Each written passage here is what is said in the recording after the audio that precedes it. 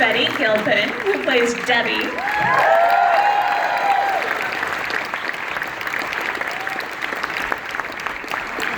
Mark Maron, who plays Sam.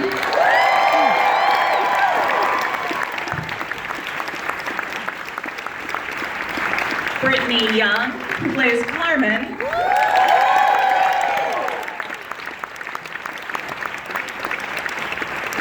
Sidel Noel, who plays Cherry Bang.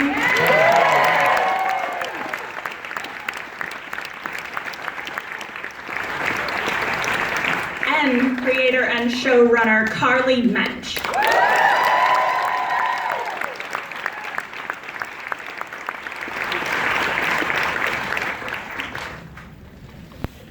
Hi guys, thanks for joining us. Hi. We really like your show. Oh, thank you. So, how big of wrestling fans were each and every one of you before the show started? Huge. Yeah. Were you? The first I've heard of it. It was on Mark's show.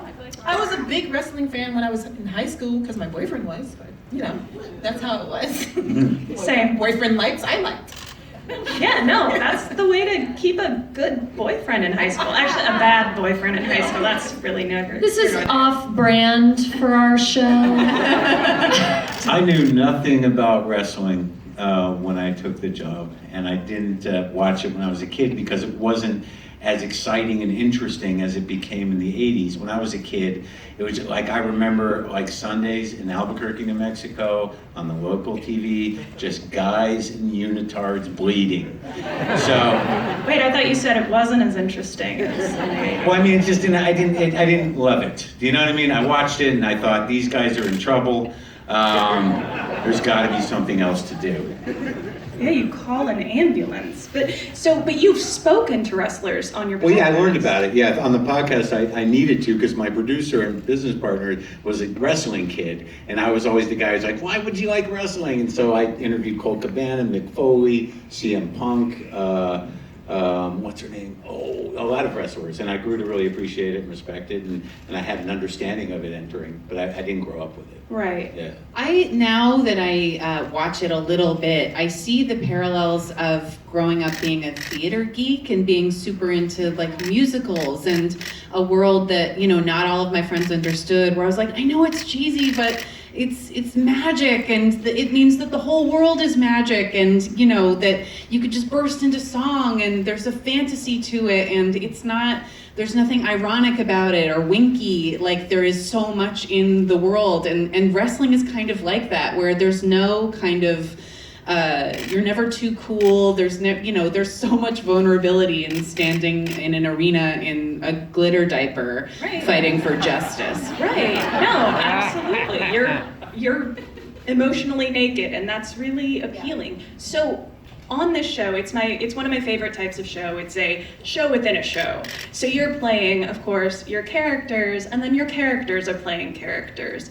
And some of those characters are actually very complicated. You play a lot with stereotypes because this was in the 80s, and that's absolutely what the Gorgeous Ladies of Wrestling did. Sidel, like, with some of those things that you did or you saw throughout the show, was it strange ever, like, going into this and addressing head on the sort of stereotypes that the show embraced? Yes and no. I mean, there was times, especially when we did the KKK episode, where I was like, oh wow, we're really gonna do this. But when I did have, you know, I had some questions, of course, because I didn't know how it was gonna be presented or how people would take it. And Liz and Carly, they were so open, and they were like, let's talk about it. And they literally presented everything. I mean, the notes that these women had, they really went in depth. Because this literally, it happened in the 80s in the wrestling for real, and on the men's side, where there was a KKK scene. And it wasn't like how we did it. It was, I saw I think you guys showed me the YouTube clip, and I was like, whoa, It goes further. It goes really further. So, yeah, no, I did have some things that, yeah, you went through, but Liz and Carly always, they're always like, yes, come on, let's talk about it. I think we all went through like every time that we had something that we wanted to talk about, we always had to talk about it with them.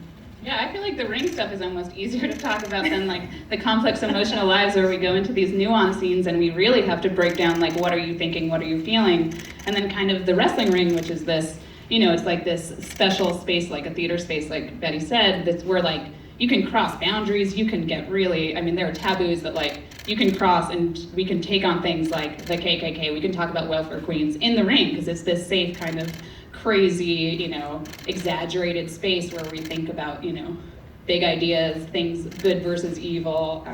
You can kind of take the 80s and like read them on these women's bodies and put them in the ring. And it felt kind of like, yeah, I think it's very funny because I feel like we always talk about the wrestling on these panels, and it's so crazy and exciting, and it's insane that all these women do their own stunts. But like the thing that blows, at least Liz and I, and Liz is not here because her son's eighth birthday.